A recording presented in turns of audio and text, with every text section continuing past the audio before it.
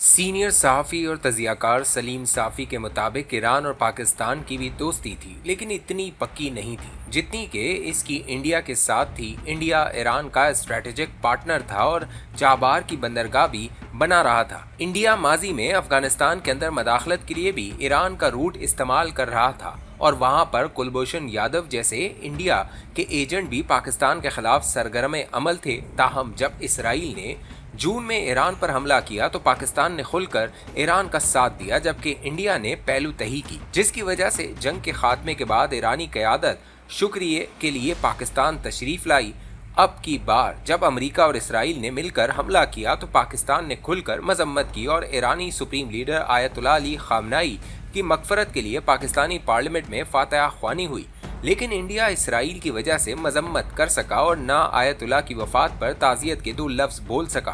फिर पाकिस्तान अगर सालिसी जैसे मुश्किल काम में कूद पड़ा तो बुनियादी वजह ईरान था, क्योंकि पाकिस्तान नहीं चाहता था कि इसके पड़ोस में इसराइल के ज़ेर असर हुकूमत कायम हो। लेकिन इसके बावजूद कई मौक़ों पर ईरान ने पाकिस्तान को इम्तिहान में डाला।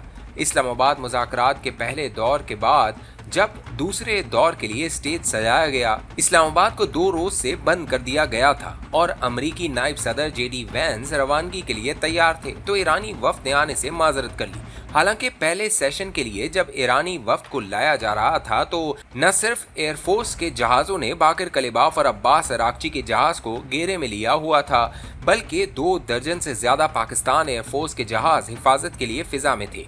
दूसरी तरफ इससे कबल रिस्क लेकर पाकिस्तान के field marshal Syed Asim Munir Iran जाकर 2 दिन वहां गुजार चुके थे, लेकिन इसके बावजूद ईरानी वफ्द न आया। इस्लामाबाद MOU के बाद 19 जून को स्विट्जरलैंड के सियाहती मकाम बर्गन स्टॉक में मुज़ाकरात के पहले सेशन का पाकिस्तान की मेज़बानी में फैसला हुआ था। अमरीकी नायब सदर जेडी वैंस और वज़ीर आज़म मियां शहबाज शरीफ अपने अपने मुल्कों से रवानगी के लिए तैयार थे कि ईरानी वफ्द ने फिर लेबनान में जंग बंद न हो जाने का कहकर जाने से इनकार कर दिया और एक बार फिर पाकिस्तान को हजीमत उठाना पड़ी। हालांकि लेबनान की जंग इसराइल ने एक रोज के लिए भी बंद नहीं की थी और मुज़ाकरात का एक हदफ ये था कि इस्लामाबाद MOU के मुताबिक लेबनान में भी जंग बंद करवाई जा सके।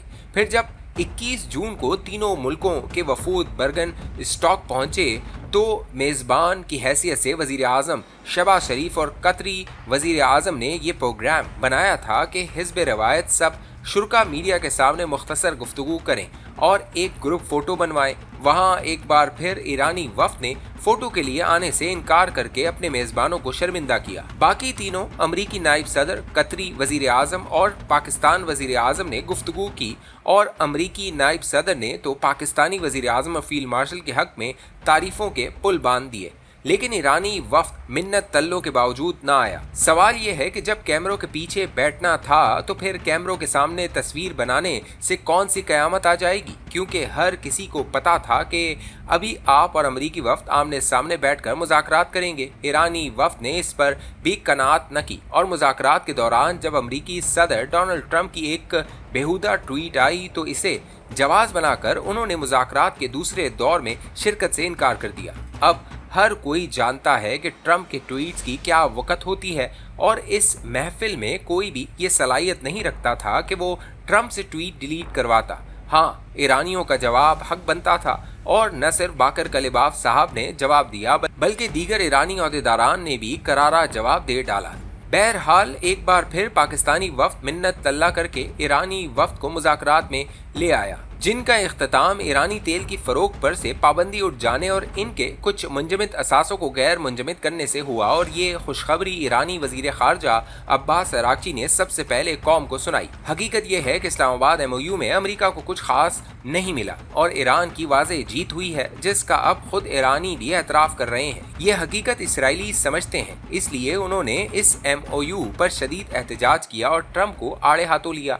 इसराइल जानता है कि इस MOU से सिर्फ ईरान को फ़ायदा हुआ है, इसलिए वो लेबनान जंग और दीगर जरियों से मुज़ाकरात के सिलसिले को ख़त्म करवाना चाहता है। लेकिन सवाल यह है कि ईरान क्यों दरमियान में रोड़े अटका रहा था। पाकिस्तान के सब्र का फल मीठा था, लेकिन वो फल ईरान के लिए था न कि पाकिस्तान के लिए।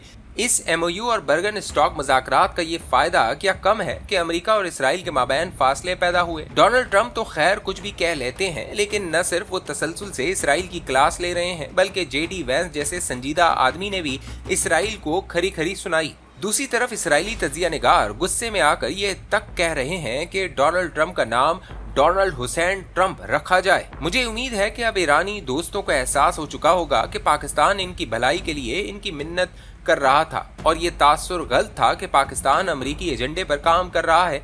किसी को इख्तलाफ हो तो मुझे बताया जाए कि इस्लामाबाद एमओयू बर्गन स्टॉक मुज़ाकरात में अमरीका को क्या मिला और क्या ईरान को इससे बेहतर डील मिल सकती थी।